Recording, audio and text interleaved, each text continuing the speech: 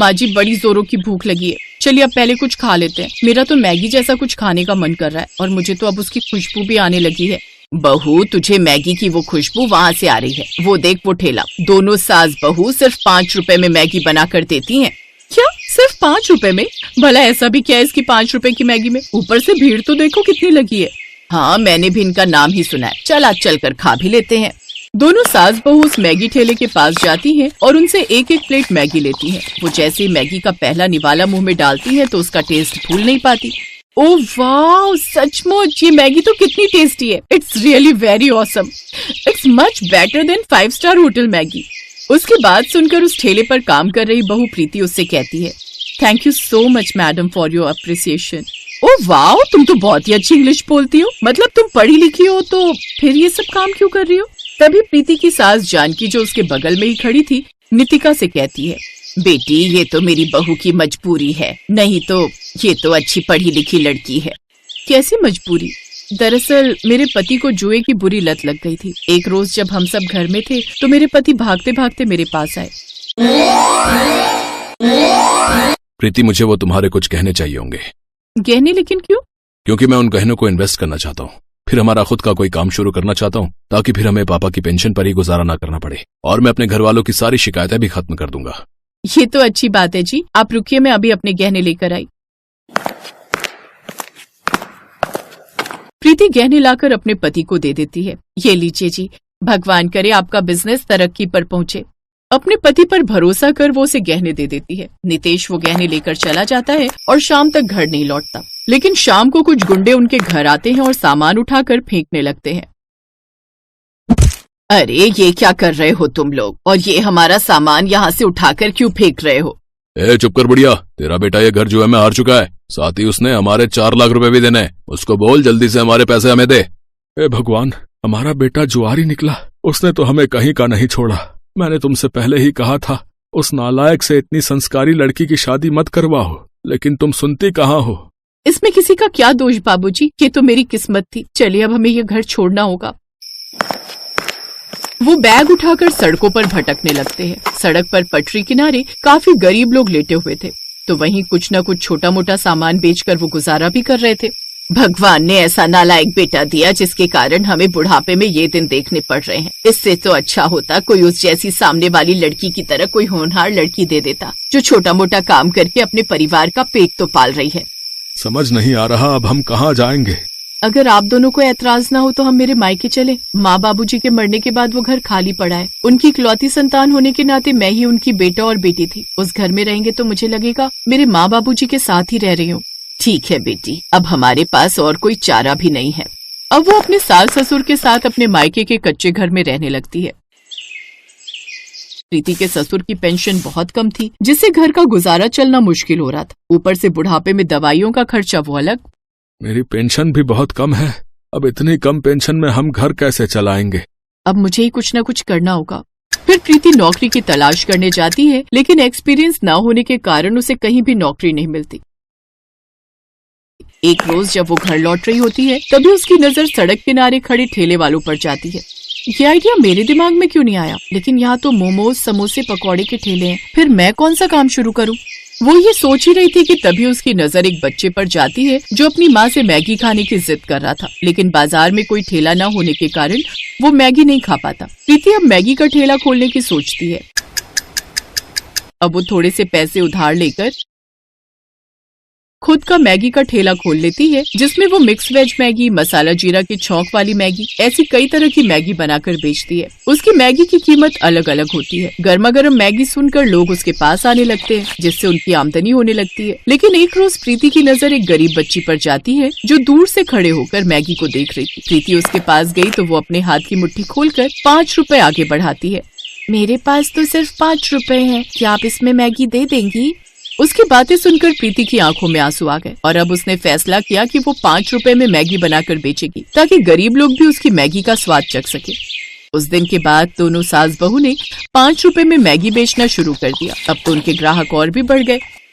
अरे वाह, 5 रुपए में मैगी, चलो चलकर खाते हैं। अब कम से कम हम गरीबों को भी ये खाने को मिलेगी। अब वो अच्छी कमाई करती है।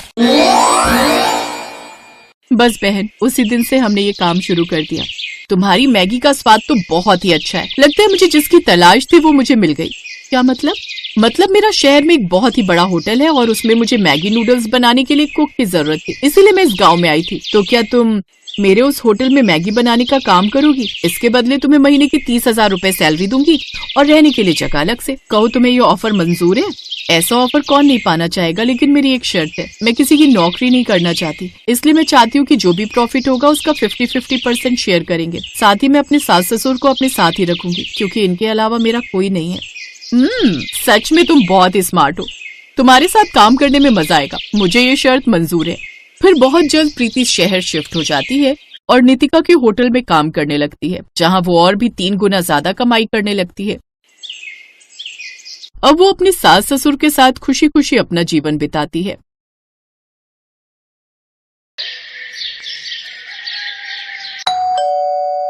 आ गई तू? माँ, बहुत भूख लगी है, कुछ खाने को बना दो जल्दी से। बता क्या खाएगी? माँ, सबसे जल्दी तो मैगी बनती है ना। मुझे पता था कि तू मैगी ही खाएगी। चल हाथ मुंह धो ले, मैंने पहले से ही बनाकर रखी है तेरे लिए। सच में माँ? मैं बस अभी आई फिर तो। ये कहानी है रिया की, जिसे मैगी बहुत पसंद थी। वो हमेशा खाने के लिए अपनी माँ से मैगी ही मांगती थी और जब घर में कोई नहीं होता था तब भी वो खुद मैगी ही बनाकर खाती थी। ऐसे ही वक्त गुजरता चला गया और फिर वो दूसरे शहर जाकर हॉस्टल में रहकर पढ़ाई करने लगी। और फिर एक दिन, हेलो रिया, क्या कर रही है? कुछ नहीं माँ, बस नाश्ता करके कॉलेज जा रही हूँ। अरे वाह, क्या बनाए नाश्ते में? वो माँ, मैंने मैगी ही बनाई होगी। हाँ माँ, थोड़ी देर हो रही थी तो मैंने सोचा कि मैगी ही बना लूं। अरे मैगी की भूखी, तेरा पेट कब भरेगा इस मैगी से? पेट तो बहुत अच्छे से भर जाता है माँ, बस मन ही नहीं भरता। जब से रिया हॉस्टल में आई थी तब से ही वो दिन रात बस मैगी ही खाती रहती थी। ना तो उसने कभी कुछ और बनाना सीखा और ना ही सीखने में रुचि ली। ऐसे ही उसका कॉलेज भी पूरा हो गया और फिर वो अपने घर लौट गई। फिर एक दिन, सुन, जल्दी तैयार हो जाना, ठीक है? क्यों, क्या हुआ? कहीं जाना है क्या? अरे पगली, बताया तो था आज लड़के वाले आ रहे हैं तुझे देखने। क्या माँ, मुझे अभी शादी नहीं करनी। अभी नहीं तो कब करेगी? बुढ़ापे में क्या? चल जल्दी से तैयार हो जा। सरला के कहने पर रिया तैयार हो गई। सुधीर और उसकी माँ कुसुम उसे देखने आए। रिया की सुंदरता देखकर सुधीर ने उसे फौरन पसंद कर लिया और फिर 2 महीने बाद उनकी शादी की तारीख भी तय हो गई। इसी बीच सुधीर और रिया बाहर घूमने गए और फिर एक होटल में। तुम क्या खाना पसंद करोगी? मैं तो राजमा चावल खाऊंगा। वो यहाँ मैगी मिलती है क्या? हाँ मिलती ही होगी, पर होटल में आकर मैगी खाओगी? हाँ, क्यों नहीं। चलो ठीक है, जैसे तुम्हारी मर्जी। उस दिन सुधीर को समझ आ गया था कि रिया को मैगी बहुत पसंद है, लेकिन कितनी ज्यादा पसंद है ये तो उसे मालूम होना अभी बाकी था। फिर उसी शाम, रिया देख, अब तेरी शादी होने जा रही है, अपने ससुराल में जाकर उन्हें क्या खिलाएगी? बस मैगी? अरे कुछ तो खाना बनाना सीख ले, वरना तेरी सास तुझे धक्के देकर घर से बाहर कर देगी। हाँ माँ, कल से ही मुझे खाना बनाना सिखा देना, ठीक है? रिया को कभी खाना बनाने में इंटरेस्ट नहीं आया। उसने जब बहुत आसानी से अपनी माँ को कहा कि वो कल से ही खाना बनाना सीखेगी, तभी उसकी माँ समझ गई थी कि वो जरूर कोई तिकड़म भिड़ा रही है। शादी को अब बस 10 दिन बचे थे और अगले ही दिन रिया की 4 सहेलियां उसकी शादी के लिए उसके घर में आकर रुक गईं। सरला समझ गई कि अब वो उसकी सहेलियों के सामने उसे क्या ही खाना बनाना सिखा पाएगी, और हुआ भी वही जिस बात का सरला को डर था। शादी की तारीख आ गई, पर असली कहानी तो अब शुरू होने वाली थी। शादी के ठीक 2 दिन बाद, रिया बेटी यहाँ आओ। जी माँ जी। हमारे यहाँ रिवाज है कि नई बहू दूसरे दिन खाना बनाती है। आज सुधीर के फूफा जी और मौसा जी खाना खाने आएंगे, तो तुम एक काम करो, 3-4 तरह की बढ़िया सब्जी वगैरह बना लो। अगर तुम कहो तो मैं लग जाती हूँ तुम्हारे साथ। नहीं नहीं माँ जी, मैं कर लूंगी। रिया ने उस वक्त तो अपनी सास को हाँ बोल दिया, लेकिन अब उसकी हालत खराब हो रही थी, क्योंकि बचपन से उसने मैगी के अलावा कुछ और बनाना सीखा ही नहीं था। वो किचन में गई और झट से अपना फोन खोला और अलग अलग रेसिपीज खोलने लगी। उसने तय किया कि वो फोन से देखकर 3-4 तरह की डिश बना लेगी। उसने खाना बनाना शुरू किया, लेकिन कुछ ही देर में उसके पसीने छूट गए। चावल जल चुके थे। मटर पनीर में मटर तो थे, पर पनीर पूरा घुल चुका था। कढ़ी कच्ची थी और भिंडी में नमक तेज हो गया था। रिया समझ गई कि आज उसकी शामत आने वाली है। तभी बाहर से उसकी सास की आवाज आई, बेटा रिया, खाना बन गया हो तो ले आओ, सब लोग इंतजार कर रहे हैं। उसने झट से बर्तन गैस पर चढ़ाए और उनमें पानी उबलने के लिए रख दिया, और ठीक 10 मिनट बाद वो खाने की टेबल पर उन्हीं बर्तनों को लेकर आई। अरे वाह, बहू ने तो काफी कुछ बना लिया। लाओ बेटा, बड़ी जोर की भूख लगी है। हाँ भाई साहब, सही कहा, भूख तो जोरों की लगी है। जैसे ही मौसा जी ने पहला बर्तन खोला, वो चौंक गए क्योंकि उसमें मैगी थी। है, बहू ने तो मैगी बनाई है। दूसरा बर्तन खोलिए भाई साहब, उसमें होगा कुछ। मौसा जी ने जब दूसरा बर्तन खोला तो उसमें भी मैगी ही थी। इसमें भी मैगी है? जी, ये वाली वेज मैगी है मौसा जी। अच्छा, और बाकी बर्तनों में कौन सी मैगी है बहू रानी? जी, वो तीसरे वाले बर्तन में मसाला मैगी और उस वाले में अंडा मैगी है। खाकर देखिए, बहुत बढ़िया बनाई है मैंने। रिया की बात सुनकर उसकी सास कुसुम ने अपना माथा पीट लिया और उधर सुधीर के फूफा जी और मौसा जी एक दूसरे का मुंह ताकने लगे। लेकिन रिया ने इस घटना के बाद भी खाना बनाना नहीं सीखा। उसकी सास कुसुम ही सबके लिए खाना बनाती थी। फिर एक दिन कुसुम खाना बनाते हुए अचानक किचन में बेहोश हो गई और फिर अस्पताल में।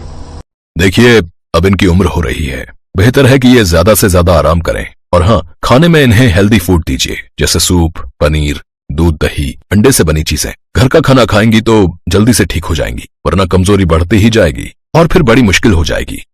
रिया और सुधीर कुसुम को घर ले आए, लेकिन रास्ते भर ना तो कुसुम ने और ना ही सुधीर ने उससे कुछ कहा। फिर अगले दिन जब कुसुम सोकर उठी तब, चलो अब फटाफट सबके लिए नाश्ता बना देती हूँ। जैसे ही कुसुम किचन में जाने लगी, तभी रिया उसके पास आई। उसके हाथों में पराठे और सब्जी थे और आंखों में आंसू। पराठे जले हुए थे और सब्जी कच्ची थी। कुसुम ने मुस्कुराकर रिया के सिर पर हाथ फेरा और बोली, कोई बात नहीं बेटा, ऐसा करो, मेरे लिए कुर्सी डाल दो रसोई में, मैं बताती जाऊंगी और तुम बनाती जाना, फिर देखना सब ठीक से बनेगा। उस दिन से कुसुम रिया को हर रोज खाना बनाना सिखाने लगी और रिया भी अब दिल लगाकर सीखने लगी। 6 महीनों तक रिया ने मैगी को हाथ तक नहीं लगाया और अब वो बहुत बढ़िया खाना बनाने लगी। उसकी सास कुसुम भी अब पहले से तंदुरुस्त हो गई थी। फिर एक दिन जब रिया अपने कमरे में थी, तभी उसकी सास वहां एक कटोरा लेकर आई। लो रिया, खाना खा लो। अरे माँ जी, मैंने खाना बनाया हुआ है, आपने क्यों? अरे मैगी बनाई है तुम्हारे लिए, मुझे भी तो तुम्हारा थोड़ा ख्याल रखना चाहिए ना। Best buddies. Hello friends, thanks for watching this video. अगर आपको ये वीडियो पसंद आया है तो प्लीज लाइक, सब्सक्राइब, कमेंट्स करें इस वीडियो पर, और हाँ, शेयर करना भी ना भूलें। और भी मजेदार वीडियो देखने के लिए नीचे दिए गए बेल आइकॉन को दबाएं। देखते रहिए बेस्ट बडीज।